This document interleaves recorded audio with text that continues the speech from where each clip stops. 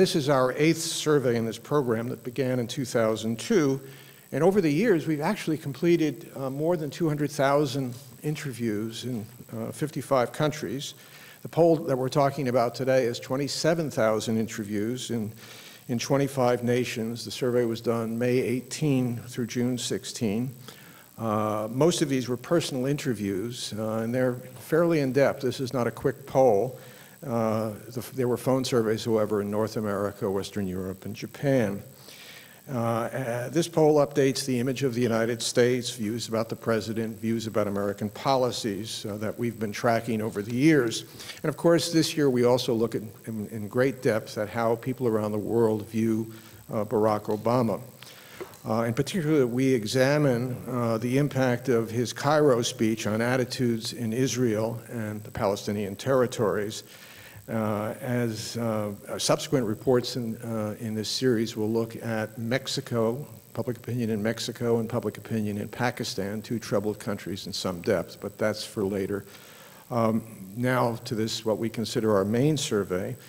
As Don noted, we've been one of the principal chroniclers of the rise of anti-Americanism over the past 8 years.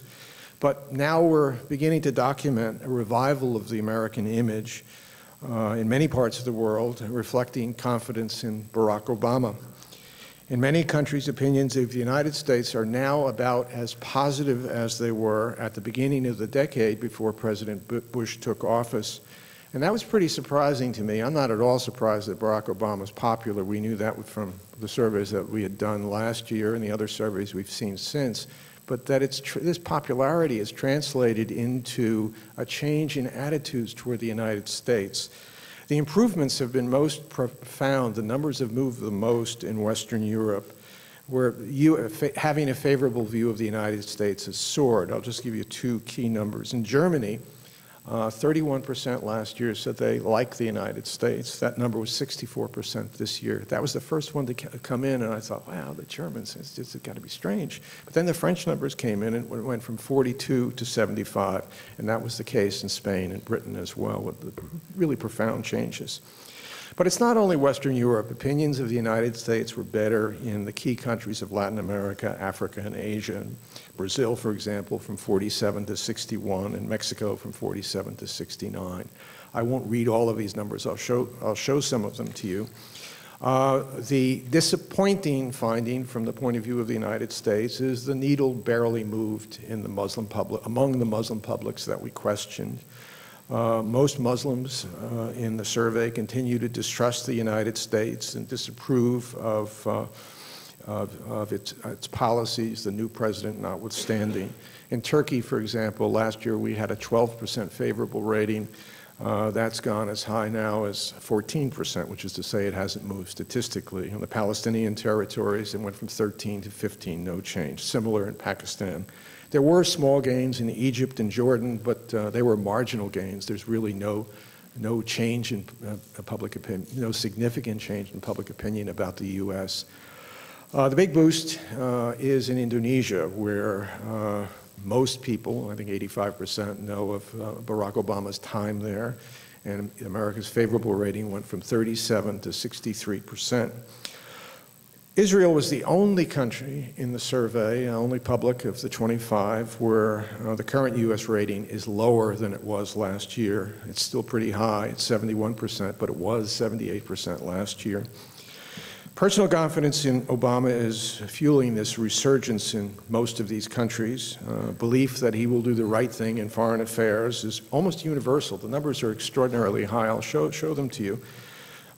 In these countries, lack of confidence in President Bush had been endemic. It was pervasive since the war in Iraq, 2003. The gaps, the Obama-Bush gap, are phenomenal. In France and Germany, Obama's ratings are higher than Sarkozy and Angela Merkel's ratings in their own country in terms of having confidence in their conduct of foreign policy.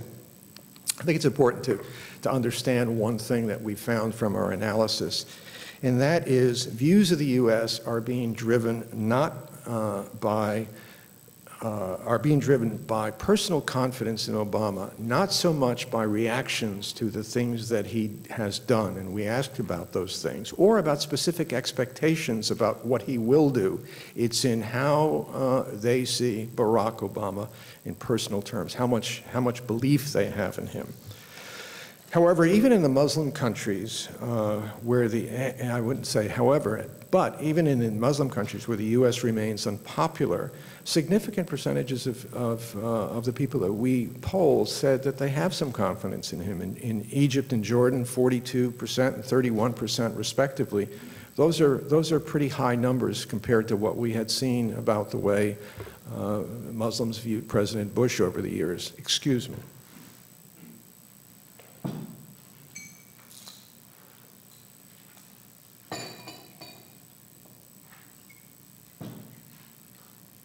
What kind of presentation is this? I move furniture, I drink water, and it's terrible. Look, we did a full survey after Obama's Cairo speech in Israel and the Palestinian territories to see what impact it had on public opinion about the United States and what impact it had in views of Obama. And our conclusion from the data is that it wasn't as transformative as it was written about at the time. U.S. favorability ratings rose only 5% in the Palestinian territory, and Obama's personal ratings also increased only marginally. But what did happen rather dramatically is that favorable views of the United States fell by 13 points before and after in Israel.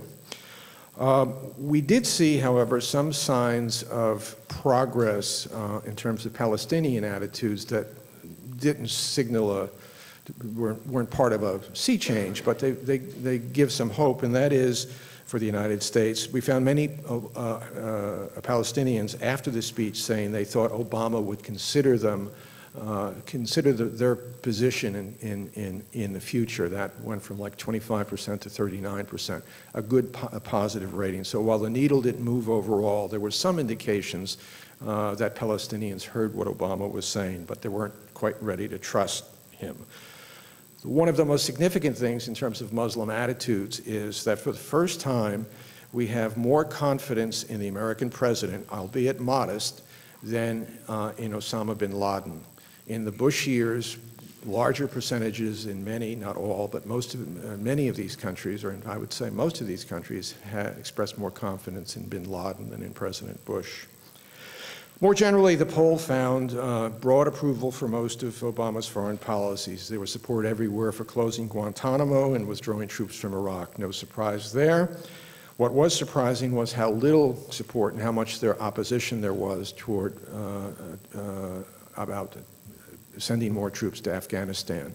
In every country of the world, save a few, most people said this is not a good idea. That includes the NATO countries. In fact, the NATO countries for the past 2 years have been saying we want our troops out, so it's not surprising that there's lack of support for more troops. Nonetheless, there's very high expectations of Obama. People think he's going to be he's going to seek international approval before using force. He's going to be a multilateralist, and that he's going to convince the United States to take action on climate change. I should add, however, in closing this part of the presentation out, that for all of the positive opinion, problematic perceptions of the United States continue. There are overwhelming numbers of people say that the United States is having a big influence in their country in a general way, and most of these people say, majorities of these people say it's not a good influence.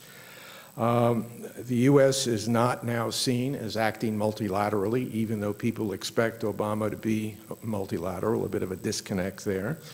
And majorities in 20 of 25 countries believe that the U.S. economy is hurting their own countries. This has not translated into a lower U.S. image as we speculated that it might last year, and that's perhaps one of the dividends of Obama's strong popularity.